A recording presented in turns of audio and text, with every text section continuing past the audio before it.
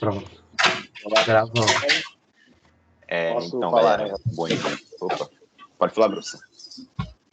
Olá, pessoal, né? Bom dia, ou boa tarde, ou boa noite. Bom dia, que a gente está fazendo a palestra agora de manhã, né? Na quarta-feira de manhã. Bom, pessoal, a gente vai apresentar um projeto, né? Que envolve algumas especificações técnicas, né? O modelo que a gente, né, utiliza para poder construir um desses equipamentos que podem auxiliar, né, na respiração na nossa respiração, né? Um respirador, um ventilador, né? É um equipamento que, na realidade, é um projeto de respirador para ventilação pulmonar. Bom, o projeto foi desenvolvido por mim, está sendo, né, desenvolvido por mim, professor Luiz Carlos Figueira Nogueira, pelo Matheus e pelo Otávio, que eles já vão se apresentar. Tá? É um projeto bem legal. A gente acredita que, na continuação desse projeto, né, à medida que a gente for desenvolvendo ele, desenvolvendo um pouco mais ele, a gente pode chegar num equipamento bem legal, né, um equipamento portátil bem legal, que a gente pode auxiliar nessa função de respirador, né? É claro que ainda a gente tem um longo caminho para percorrer para chegar nesse ideal, mas a gente já fez um protótipo e está vendo que é um equipamento que não é tão, né, não é um bicho de sete cabeças. Se a gente trabalhar mais um pouquinho, a gente provavelmente vai chegar num equipamento bem legal aí, tá? Então, agora eu vou passar a palavra para o Otávio e para o Matheus, para que eles possam se apresentar e apresentar aí o nosso projeto, tá bom? E, bom, qualquer dúvida, pode procurar a gente pelo e-mail, meu e-mail é luiz.nogueira@cefet-rj.br. Pode procurar também pelo chat, tá, do Microsoft Teams, fiquem à vontade, tá bom? Qualquer dúvida, qualquer pergunta, depois vocês podem encaminhar. Matheus e Otávio, vocês podem começar. Então, bom dia a todo mundo. Então, eu gostaria de me apresentar. Meu nome é Otávio Felipe, como o professor já disse, e a gente está fazendo um projeto sobre o ventilador pulmonar. E eu queria falar para vocês mais ou menos como que surgiu essa ideia. Essa ideia do ventilador pulmonar, ele já existe há bastante tempo. Ele é feito... Esse ventilador é muito comum em outros países, como, por exemplo, nos Estados Unidos. E a gente estava querendo trazer essa ideia para cá também. Esse respirador ele já tem mais ou menos 10 anos de projeto.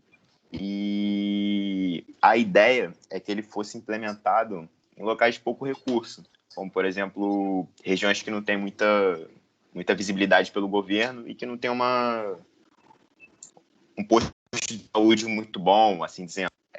Agora, como que foi esse estopim para a gente poder começar a desenvolver esse projeto? No começo do ano, o nosso professor Luiz, ele estava de férias lá pela região dos lagos, mais ou menos, e ele estava lá com a família dele, normalmente, curtindo, quando do nada ele foi abordado por um grupo de pessoas que perguntou se ele tinha como levar um homem que estava passando mal para algum posto de saúde próximo ou para algum hospital, que o homem estava com uma dificuldade em respirar. Só que o professor, ele, claro, ele parou o que ele estava fazendo e levou esse homem até o posto de saúde mais próximo. Só que quando ele levou o homem até lá, o posto ele não tinha muitos recursos para poder atender essa pessoa. E daí, eles colocaram esse homem dentro da ambulância e da ambulância eles levaram esse homem para o hospital mais próximo. Só que quando eles colocaram esse homem dentro da ambulância, o professor Luiz ele percebeu que, tipo, na ambulância só tinha uma maca, não tinha nem um respirador para poder auxiliar aquele homem a respirar, que era o problema que ele estava sentindo. E se a gente for parar para pensar, numa situação que essa pessoa estivesse em um estado pior, que pudesse gerar até uma complicação, acho que a gente poderia ter tido um resultado bem pior, que, se eu não me engano, nessa situação, a ambulância levou o homem até o hospital, o homem ficou bem e depois ele conseguiu retornar até a casa. Só que se fosse num caso pior, a gente poderia ter tido um outro desfecho de situação. Seguindo aqui, a gente acha que a produção desse respirador ela pode ser boa como o professor disse, é um projeto bem legal, porque se a gente for parar para pensar no momento que a gente está vivendo mundialmente, a gente está no meio de uma pandemia, né, do Covid-19, que é uma doença que ela afeta diretamente o sistema respiratório. Ou seja, o número de casos de insuficiência respiratória, problemas pulmonares, tipo, triplicou nesse período de pandemia. Então, com o nosso respirador, a gente acredita que se a gente tivesse, por exemplo, um caso de algum parente passando mal, a gente poderia auxiliar ele melhor ainda, até conseguir levar ele em um posto de saúde, um hospital próximo. Vou passar a palavra aqui para o meu amigo Matheus, para ele poder continuar explicando mais ou menos como o respirador funciona e como ele age no nosso organismo. Tudo bem, gente? Bom dia. Meu nome é Matheus Bianchi. Eu estudo no Cefet Nova Iguaçu, curso de Telecomunicações, terceiro ano. E, prosseguindo ao que o Otávio falou, a gente vai falar um pouco aqui sobre como ele age no nosso sistema respiratório, né? Como, primeiramente, funcionam os alvéolos, né? Eles são basicamente sacos aéreos que diversos animais possuem também na natureza, que auxiliam na troca gasosa do meio ambiente e do organismo que possui esses sacos, né, aéreos, esses alvéolos pulmonares. E a Covid-19, infelizmente, ela afeta diretamente essa questão pulmonar e chega num limite que os alvéolos não conseguem mais fazer a troca gasosa de forma natural, pela nossa simples inspiração e expiração. E aí que entra a necessidade drástica do respirador, que vai forçar essa entrada de ar e vai fazer com que o seu corpo receba mais oxigênio, que tenha mais oxigênio no seu sangue. A gente pode ver ali que tem uma observação, que os alvéolos eles não podem ser submetidos a uma pressão muito forte. Muita gente não sabe disso, por isso às vezes faz projetos em si que não tem um controle de pressão muito bom, e é mais que necessário que haja um ótimo sensor de pressão para poder fazer com que não haja nenhuma falha e nenhum dano a mais. Lembrando que a única limitação desse respirador é quando a pessoa já está num nível muito crítico, onde onde os pulmões, na verdade, estão inflamados e o corpo vai jogar água dentro dos pulmões para tentar diminuir a temperatura interna do pulmão. E aí complica realmente, não tem o que fazer, o respirador ele não tem utilidade nesse tipo de situação, porque os alvéolos eles vão estar enchendo de água, é uma falha do nosso sistema. Né? Como é que passa aqui, Otávio? Acho que é você que está... Vê se passou aí, passou? Sim. Enfim, aqui a gente tem a parte do projeto final, como ficou o respirador, a gente vai explicar cada parte depois.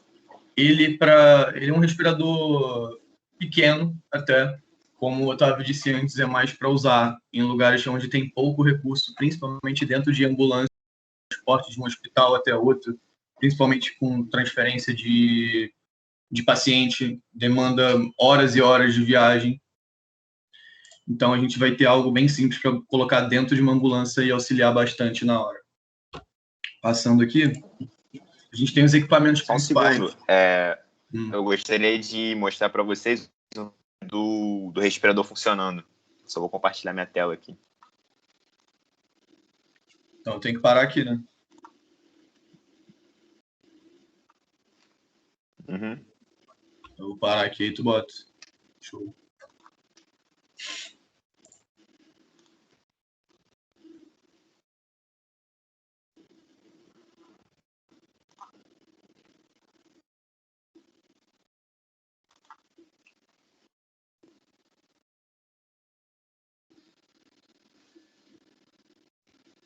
A gente tem essa simulação aí, a luva simulando os pulmões.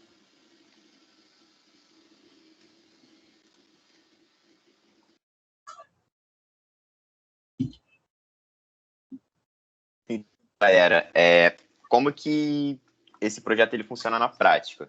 A gente tem aqui a máquina, que ela é basicamente só para a pessoa poder respirar, né? Aqui é a bomba de ar. Quando a gente liga essa bomba de ar, ela energiza o circuito inteiro. Ela joga o ar através da mangueira, que a gente cortou um pedacinho para poder juntar nesse divisor de fluxo de ar, que a gente encontra em basicamente qualquer loja de material de construção.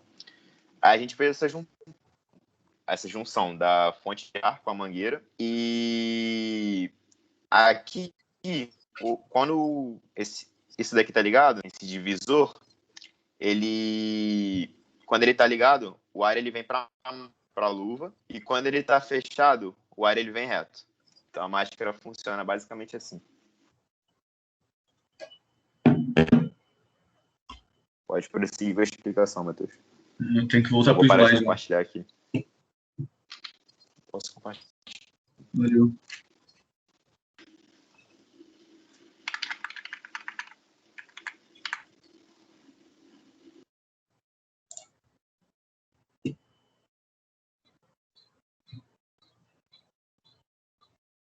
Estão conseguindo ver?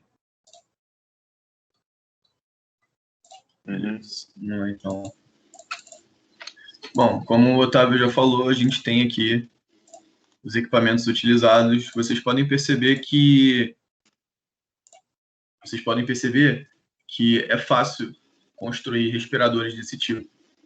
Infelizmente, algumas peças aqui são bastante caras, como, por exemplo, sensor de pressão, sensor de frequência, mas, de resto, a gente consegue tem uma gama muito grande de materiais que a gente pode usar, ao invés desses aí também, a gente decidiu usar esse tipo de material, porque são materiais melhores e tudo mais, são mais... O filtro, por exemplo, é um filtro profissional e tudo mais, e é por isso. Vamos lá. Aqui a gente tem o filtro de ar, que tem que ter uma especificação bem detalhada sobre como ele deve ser. Ele vai purificar o ar, evitando a inalação de substâncias tóxicas, poeiras, gases que possam causar dano. Quando a pessoa ela já está no processo de degradação do pulmão, gente, qualquer outro tipo de gás, a não ser oxigênio, que entre pelas vias respiratórias da pessoa, pode causar um colapso do corpo da pessoa, um cansaço maior das células e piorando o caso dela. Então, a gente tem que ter exatamente as especificações de um filtro de ar muito bom para poder ter um bom funcionamento do respirador, tá? A gente tem as especificações, certo? Que a gente pode usar para fazer desse filtro de ar, que a gente pode usar para fazer esse projeto, tá bom? A gente tem tudo aqui, gases ácidos de até 1000 ppm, cloro 10 ppm e etc, tá? A gente tem a compatibilidade para qual tipo de respirador usar esse filtro. Vocês podem dar uma olhada melhor depois. Não adianta falar isso agora. A gente tem a bomba de ar, certo? Que tem que sempre... O sensor de pressão ele vai ter que colocar a pressão entre 30 e 35 centímetros por água, tá? E aí, para que haja um funcionamento dentro dos padrões que o pulmão pode aguentar. A gente tem um divisor de fluxo, que é o formato de T, que é o branco que a gente viu ali. Ele só divide a passagem de ar entre a máscara e a válvula solenoide, que a gente vai mostrar depois para que serve. Mangueira, simplesmente para passar, para conduzir o ar. E a válvula solenoide, que é praticamente a principal, que aí entra o uso do Arduino mesmo nela, que vai fazer com que a gente consiga controlar, através de sensores, a pressão, o volume do ar que está indo para dentro do pulmão da pessoa. Essa é a parte mais importante. Essa é a máscara que a gente usou, tá? É só nesse caso, a imagem, né? Na verdade, a função dela é simbólica realmente.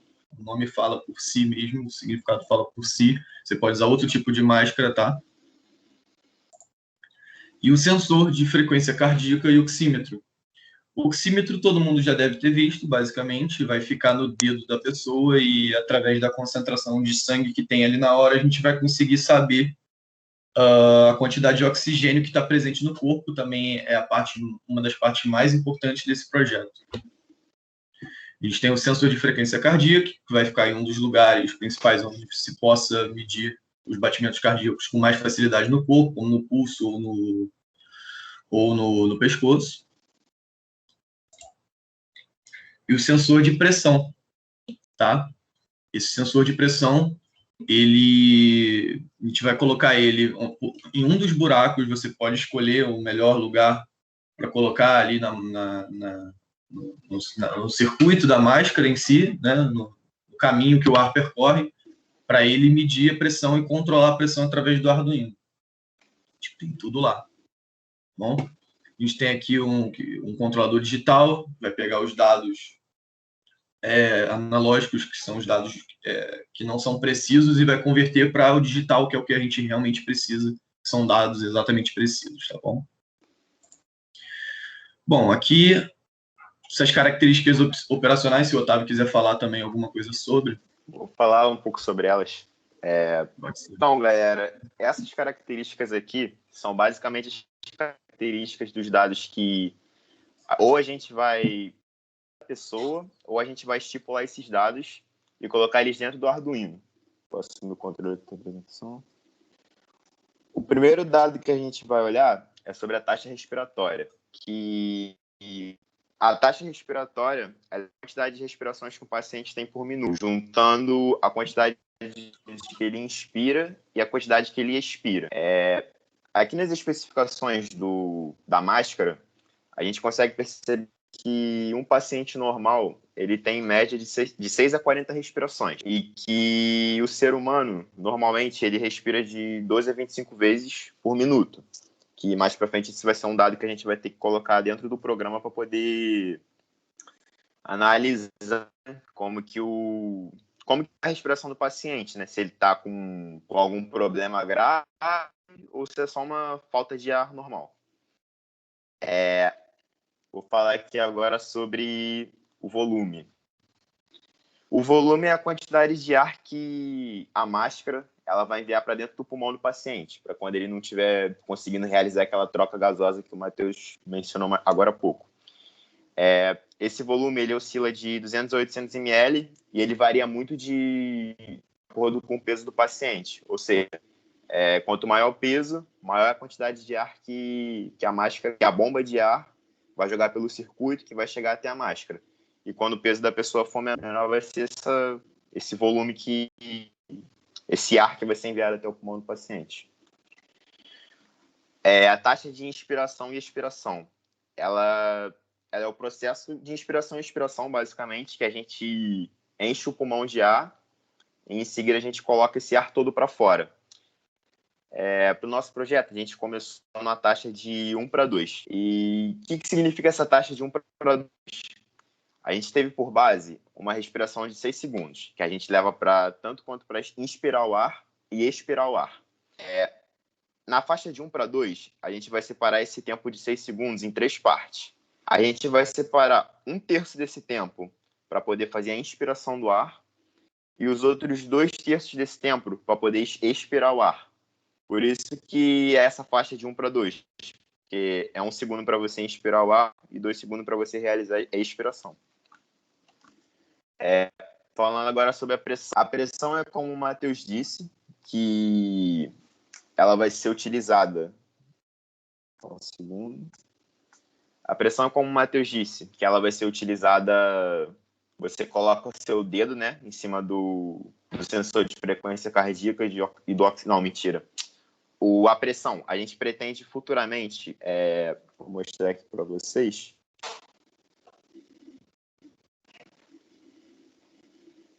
A gente pretende fazer um furo de divisor de fluxo, porque logo em seguida a gente tem a bomba de ar, né, que joga o ar diretamente para o divisor de fluxo. Então, essa pressão que vai estar no divisor de fluxo vai ser praticamente a pressão mais correta para a gente poder pegar os dados e jogar dentro do Arduino. Então, a gente pretende colocar esse sensor de pressão exatamente aí nesse divisor de fluxo. Prosseguindo.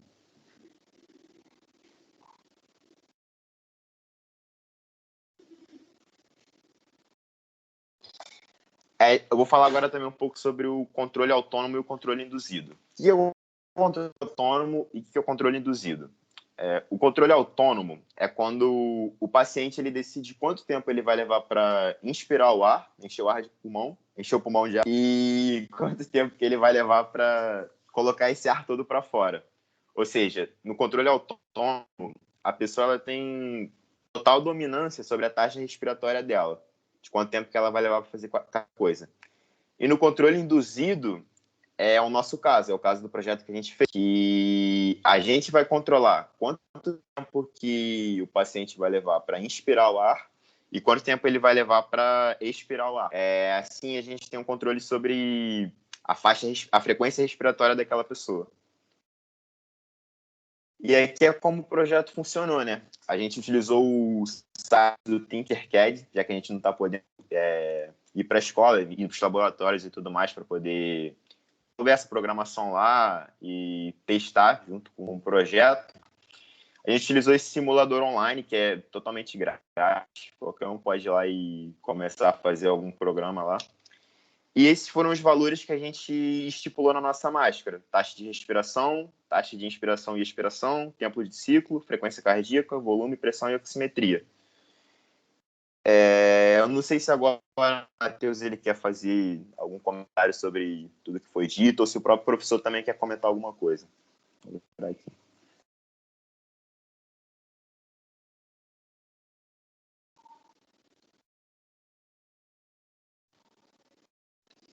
A gente também agora pode falar sobre o que a gente aprendeu com esse projeto, né? Que a gente percebeu que, cara, com essa pandemia, o número de doenças respiratórias aumentou demais.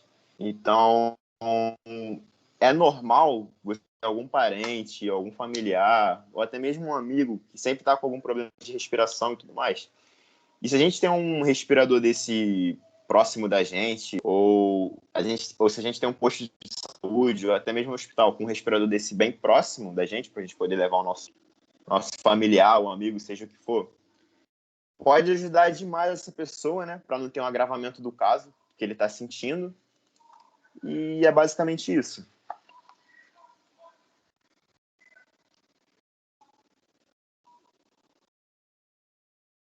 Quer fazer algum comentário? Gente, mas lembrando que o controle total da quantidade de ar e do respirador que está funcionando tem que ser feito por um profissional da saúde. Não pode ser feito por uma pessoa qualquer. A pessoa tem que ter a formação, algum tipo de formação para poder estar usando o respirador. Então, a gente que é técnico em telecomunicações, a gente não pode simplesmente pegar isso e usar em uma pessoa, porque pode realmente agravar o caso. Então, é algo que tem que ser usado por médicos ou enfermeiros reais que entendam como funciona e como está o caso da pessoa, entendeu? Nossa parte é só construir. Agora, quem vai botar os dados lá de tudo que tem que ser feito são os profissionais da saúde. Isso é muito importante grifar. Futuramente, a gente também pretende melhorar esse projeto, né? Investir um capital maior, comprando peças melhores, fazendo até mesmo uma programação melhor, para a gente ver se a gente consegue levar esse projeto, como a gente falou, né? Pode ajudar demais em áreas de recursos. Então, a gente pretende levar esse projeto para médicos, profissionais da saúde, como o Matheus disse, para poder ver se eles acham válido implementar isso nos locais. Sim. Além disso, esse processo, nosso respirador é classificado como ventilação não invasiva, né? Ela não adentra o corpo da pessoa. Mas futuramente a gente está pensando em adaptar a máscara para ela funcionar também no processo de intubação, né? Mas isso fica bem para o futuro mesmo. Porque em muitos hospitais anda faltando o respirador principal, né? E se esse fosse adaptado ao processo de intubação, a gente poderia usar ele como um ventilador principal também, respirador pulmonar principal, para somar um pouco aí junto com os outros respiradores que já estão em falta em muitos hospitais. Bom, professor Luiz, Otávio, vocês querem fazer algum adendo? Acho que agora só o professor Luiz mesmo tem alguma coisa para dizer, né? Professor? Bom, acho que ele se ausentou um pouco, né? Enfim, gente, alguma dúvida? Alguém quer fazer Algum que alguma quer fazer alguma pergunta também? pergunta? Pode escrever no chat aí que a gente está lendo também, se tiver vergonha de falar, entendeu?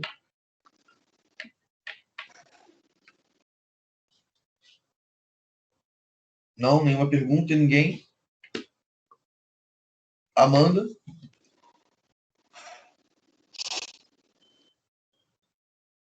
Amanda, tem duas Amandas, na verdade, né? Duas Amandas. Enfim. Karine também. Arley também, se quiser perguntar, mano. Então, Amanda George, você tem alguma pergunta para fazer?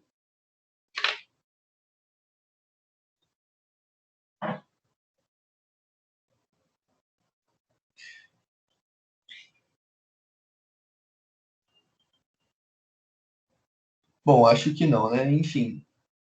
E agora, tá? Vamos encerrar? O que a gente vai fazer? Acho que a gente tem que esperar ele falar alguma coisa, né? Porque acredito que a ideia do projeto ela é bem simples, né? Ela não tem muita coisa para a gente adentrar. É basicamente o respirador e a função dele, né? Eu acredito que isso já foi deixado bem claro. Sim. Como que a Infelizmente, gente pode contribuir com a sociedade para isso? Exatamente.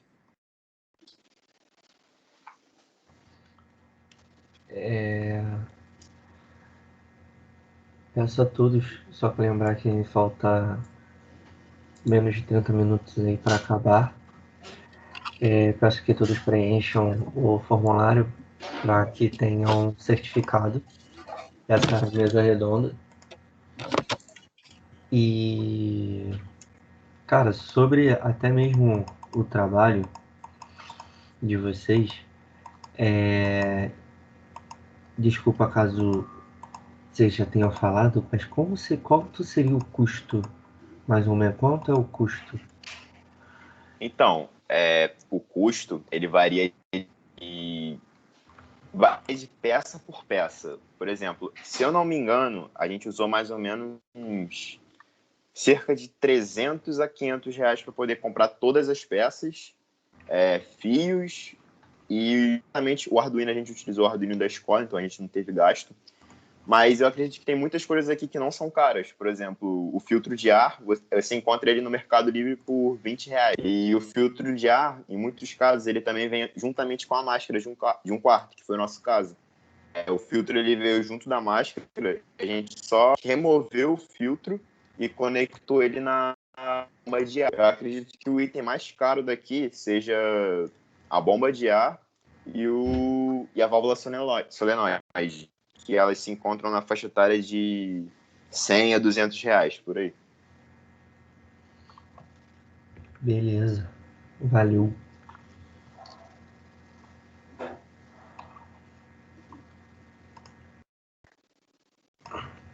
Vocês querem fazer algum comentário? Já querem encerrar a gravação? Então, o professor Luiz ele não falou nada até agora. Acredito que também não vai falar. Então, se o Otávio quiser encerrar aí, a gente pode encerrar. Eu acredito que tinha que ser dito, já foi dito, né? Qualquer dúvida que a galera tiver, essa aula aqui vai estar gravada, a apresentação vai estar gravada e fica por isso.